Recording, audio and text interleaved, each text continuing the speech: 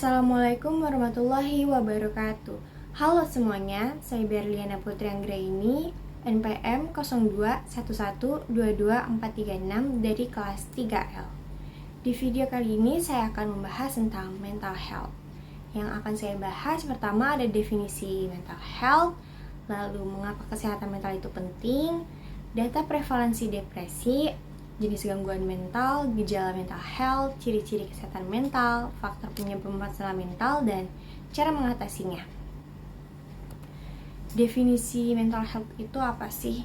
Jadi definisi mental health itu dipengaruhi oleh peristiwa dalam kehidupan yang meninggalkan dampak yang besar pada kepribadian atau perilaku seseorang. Kesehatan mental yang baik itu ketika kondisi batin kita berada dalam keadaan tentram dan tenang, sehingga kita bisa menikmati kehidupan kita sehari-hari. Mengapa kesehatan mental itu penting? Karena kesehatan mental itu sama pentingnya dengan kesehatan fisik.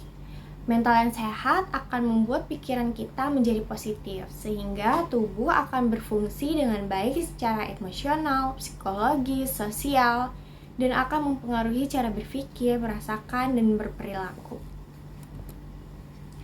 Lalu dari data prevalensi depresi, jika dilihat umur 75 tahun ke atas itu yang paling banyak mengalami depresi. Lalu yang umur 15 sampai 24 tahun ternyata itu juga lebih banyak daripada umur yang 25 tahun sampai 64 tahun. Lalu ada ciri-ciri kesehatan mental. Orang yang mentalnya sehat biasanya merasa lebih bahagia dan lebih positif tentang diri mereka sendiri dan menikmati hidup. Lalu bangkit kembali dari kekesalan dan kekecewaan. Biasanya orang yang mental sehat ini, mereka jika merasa kesal atau merasa kecewa, mereka akan bangkit lagi dan akan mencoba lagi. Lalu bisa bersantai dan tidur nyenyak, serta melakukan aktivitas fisik dan makan makanan yang sehat. Jenis gangguan mental itu ada apa aja sih? Yang pertama ada depresi.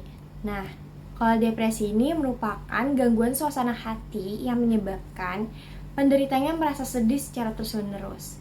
Hal yang memicu terjadinya depresi itu mulai dari peristiwa dalam hidup yang menimbulkan stres, kehilangan orang yang mereka cintai, merasa kesepian, hingga memiliki kepribadian yang rapuh terhadap depresi.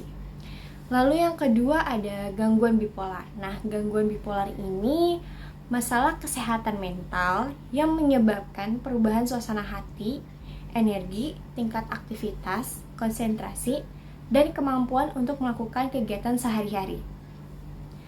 Penyebab gangguan bipolar ini belum diketahui secara pasti ya, namun kondisi ini diduga akibat faktor genetik. Selain itu, faktor lingkungan sekitar dan gaya hidup juga dapat meningkatkan resiko seseorang mengalami bipolar. Lalu yang ketiga ada gangguan kecemasan. Nah, gangguan kecemasan ini kondisi psikologis ketika seseorang mengalami rasa cemas berlebihan secara konstan dan sulit dikendalikan sehingga berdampak buruk terhadap kehidupan sehari-harinya. Faktor tersebut diduga karena ada trauma akibat intimidasi, pelecehan, dan kekerasan di lingkungan luar ataupun di lingkungan keluarga. Lalu gangguan stres pasca trauma atau yang biasa kita sebut dengan PTSD. Nah, ini adalah gangguan mental yang terjadi pada seseorang karena mengalami kejadian traumatis seperti bencana alam, kecelakaan, terorisme, perang atau pertempuran, pelecehan seksual, dan kekerasan dan sejenisnya.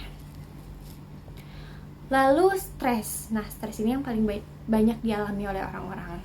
Nah, stres ini adalah keadaan ketika seseorang mengalami tekanan yang sangat berat, baik secara emosi maupun mental.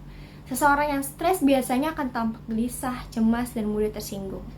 Faktor yang menyebabkan stres ini karena biasanya yang umum orang rasakan itu ada masalah keuangan, hubungan sosial, atau tuntutan di dalam pekerjaan.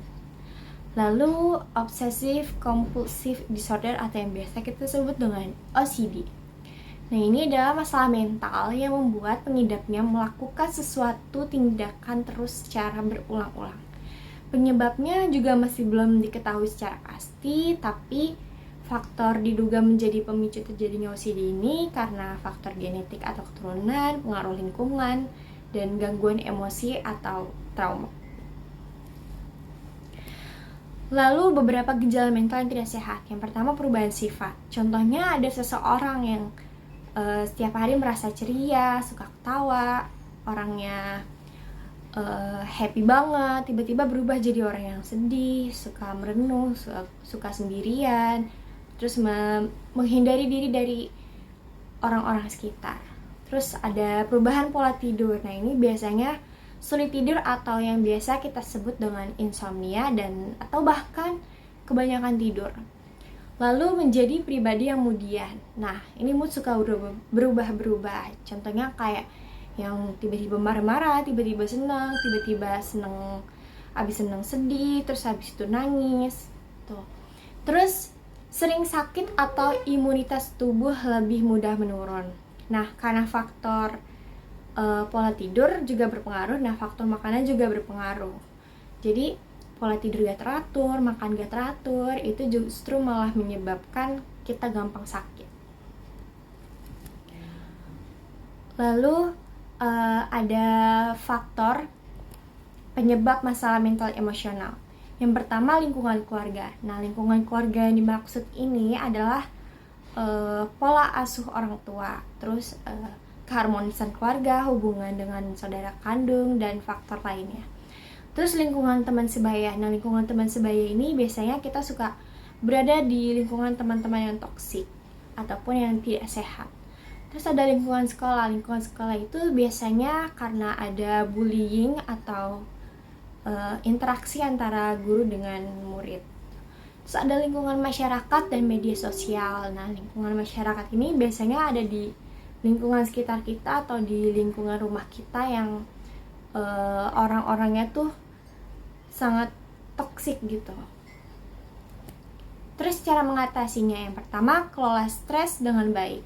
Ini bisa dilakukan dengan cara berolahraga, menonton konser, menonton film yang kita suka, atau biasanya cewek-cewek nonton drakor ya. Terus bersyukur dan beribadah. Nah, ini hal yang sangat penting untuk mengatasinya.